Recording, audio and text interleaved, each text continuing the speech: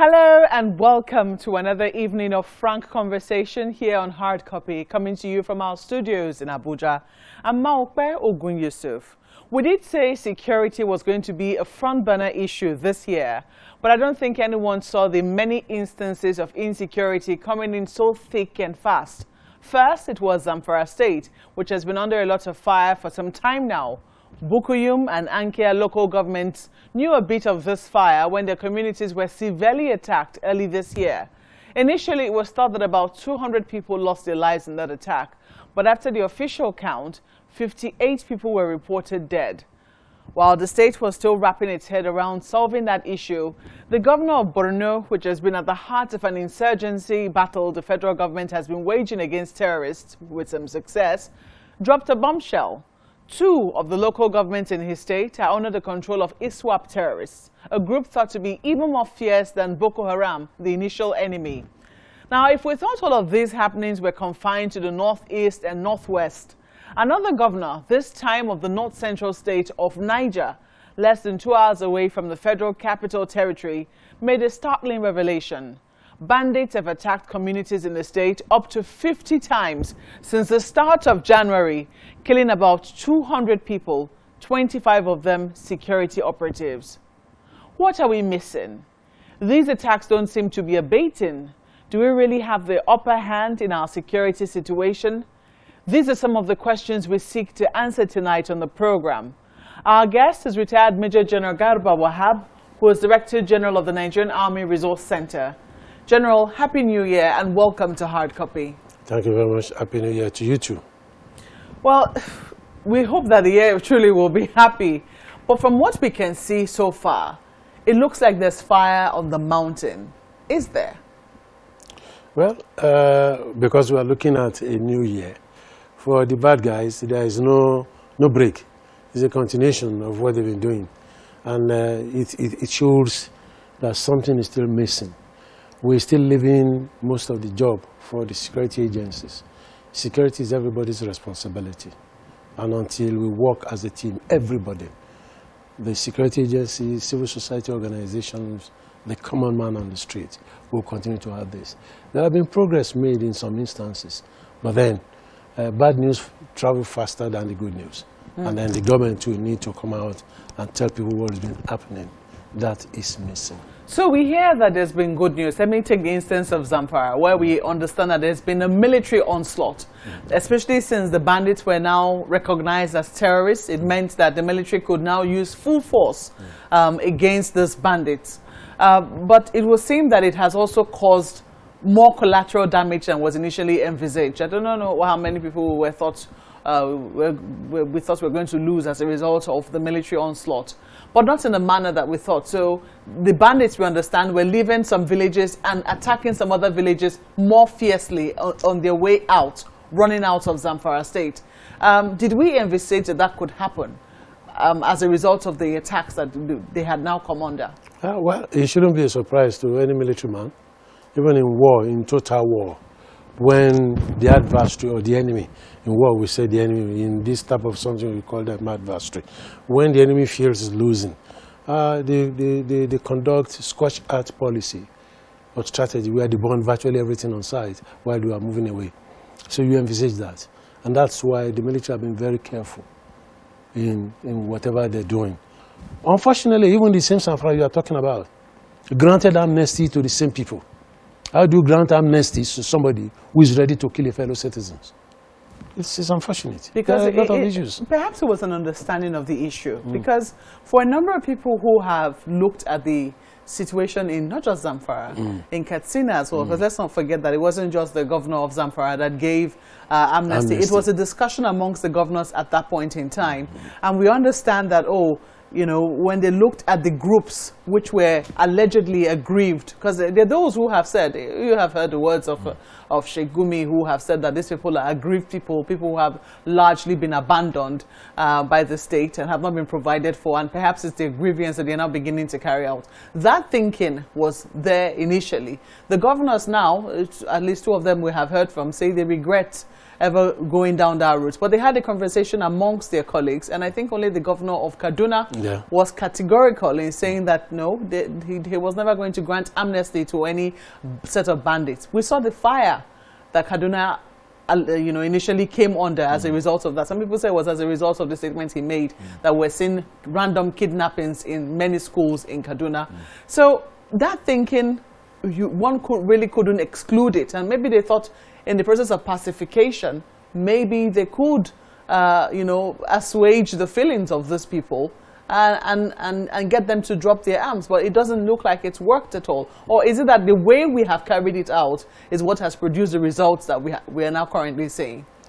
You can assuage somebody who is just beginning to do a bad thing.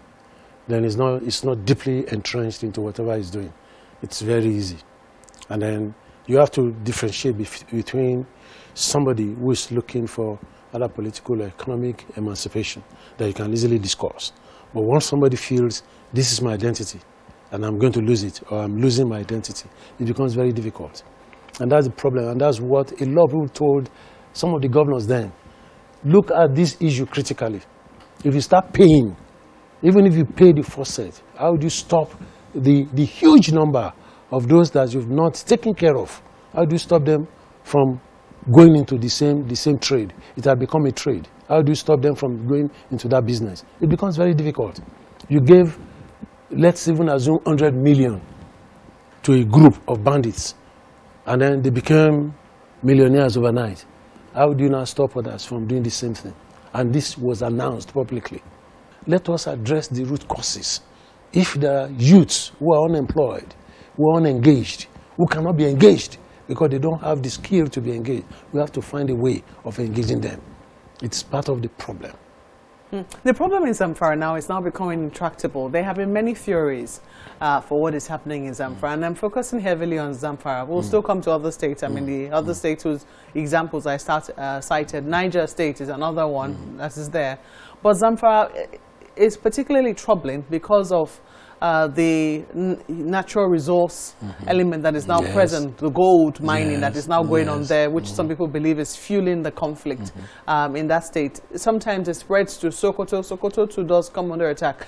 Do we understand fully right now the problem that has started in, or that is continuing in Zamfara?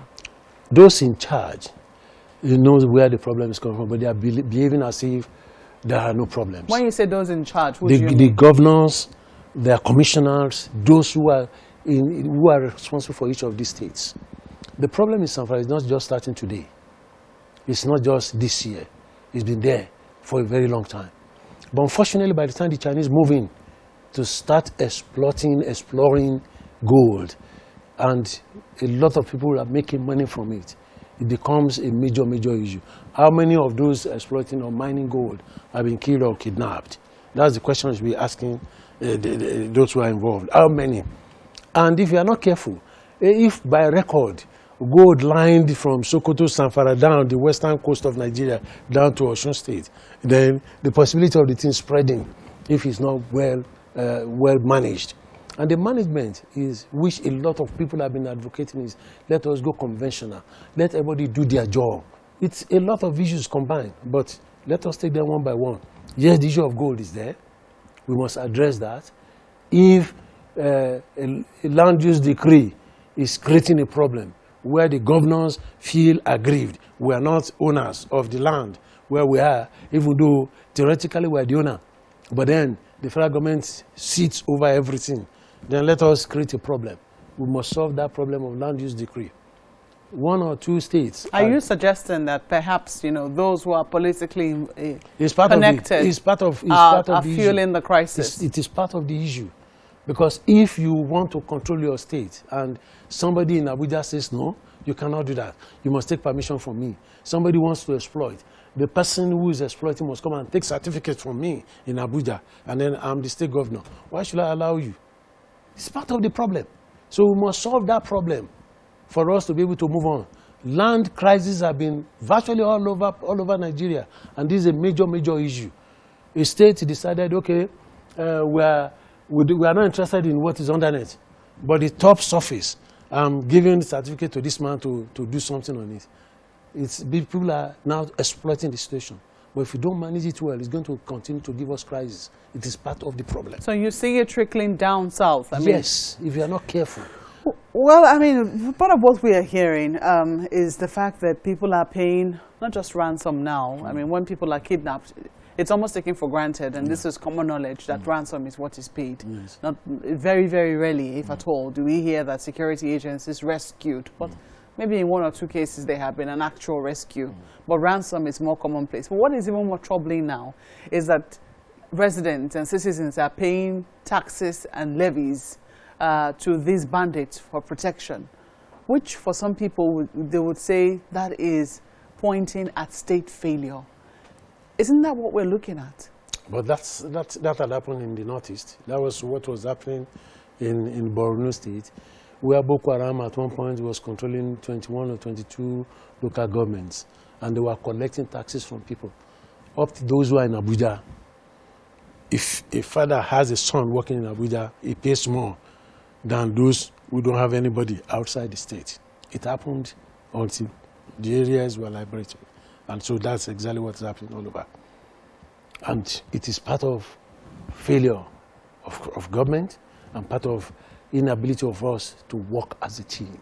I will keep on mentioning that. If you do, some of these things will not be there. But a situation where it's not my concern, it's not affecting me. So let those affected, let them do whatever they needed to do. It's going to continue to increase if we don't do something about it. Police are supposed to be living within the community where they serve. But gradually, we're virtually pushing all police stations, all police barracks, all police whatever out of rural communities. There's only rural communities in the north central area now that you can have police posts. The governor of Niger State did mention that 4,000 policemen, he said, for the whole of Niger State, that it was not always that way. I think sometime in 1999 or so, they had about 15,000 policemen for Niger State. But now, today, for the same area, it has not shrunk in size. We understand Niger State is really vast, about 1/10 of Nigeria's landmass. And we have 4,000 policemen to look after the entire place. And part of the problem are the politicians. If a governor has 100 policemen, mobile policemen safeguarding him alone, what about the commissioners? Every other person there. So we'll need to start looking at providing security for everybody. Let those who are supposed to do it, let them go and do their job. A situation where the governor carries a chunk of police to safeguard only him does not make sense. Is he the one who carries it, though? That's what he's given. Well, if he's the chief security officer, as they call them, he's the chief security officer of the state, and there is a state security council, and he said he needed his house to be secure, this one to be secure. They will provide security, but then it is time for us to rethink provision of security to people in Nigeria. Those who have money have mobile policemen attached to them. In my center, we advocated one thing. Let us withdraw all these guys, 40,000 of them, retrain them, and give each state 1,000 mobile policemen. These 1,000 are meant for security of that area. So you find a situation where the military now moves back a little bit, and you have crack policemen now working. Let the average beat policemen go to the urban centers and live among the communities so that people have somebody to report to. A situation where there is nobody to talk to when there is a crisis means somebody else will have to. You can't avoid. There is no vacuum in the world. If you are not doing your job, somebody else will take over, and that's what the bandits are doing. Nobody is providing security within the community, so they've done that, and in doing it, they collect taxes. But one thing people need to realize is, when you keep on paying these guys, it will get to a point where life becomes very, very unbearable under them. It had happened in Colombia. It had happened in Sri Lanka. Anywhere where these things had manifested, they tended to be very, very unbearable at the end of the day. At the initial stage, they show interest. They are good people, whatever. And somebody crack a joke, even with the ESN and IPOB in the southeast. It will get to a point where they will go to a house and say, look, this is your house. We want to use your house. We'll give you one room. You can manage this room. But the remaining part of the room belongs to them, and there's nothing you can do because we believe they can provide you with security. That security, at the end of the day, you become unsecure because everything you own now belongs to them. That's what it's going to be. And we are moving to that in most parts of the North Central. Welcome back. You're watching Hard Copy, coming to you from our studios in Abuja. Major General Garba Wahab, retired Director General of the Nigerian Army Resource Center, is our guest tonight, and security is on the front burner. Well, General, let us discuss accountability. Some people have said that, I know that oftentimes when we speak with security agencies, they always talk about funding. They always talk about arms, procuring ammunition. In fact, if you speak to the Chairman Senate Committee on Army, he's always talking about how the Army never has enough funds.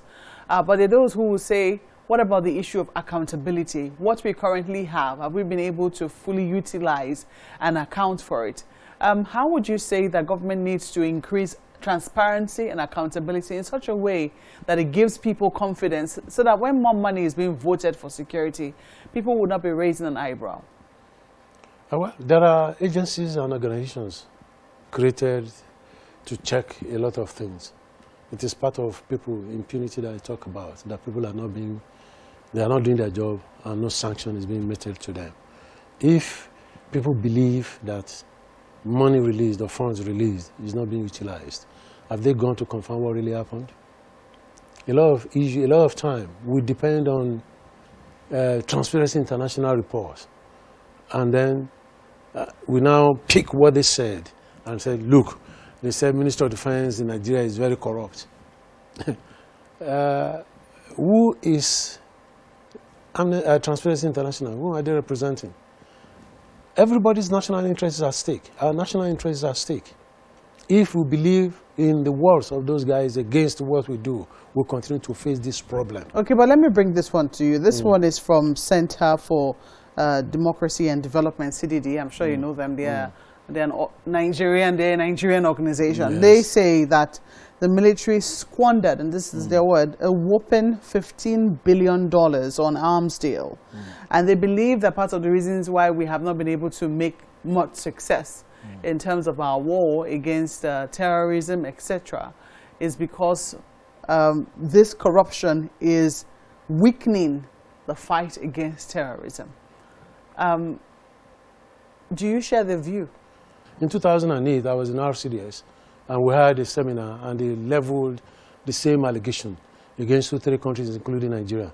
And the challenge I gave to them is, if the federal government of Nigeria bought Vickers tanks from you, which we nickname Eagle tank, and you knew you are not going to produce the next set of Vickers tanks after you produced for Nigeria, and then you supply these 200 tanks, and all of a sudden we needed spare parts, and you are not ready to provide the spare because you told us you've closed the production line.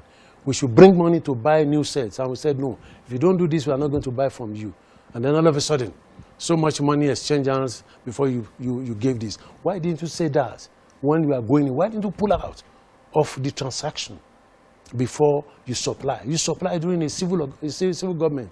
During the Shagari's era, that's when Vickers were supplied to Nigeria. Unfortunately, what a lot of people don't understand is, except in an emergency like it's happening now, the military on its own did not go and buy hardware. It's the ministry that procure hardware.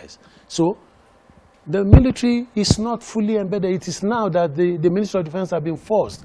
You cannot buy anything until the end user tells you, I need ABC, before they buy anything they like.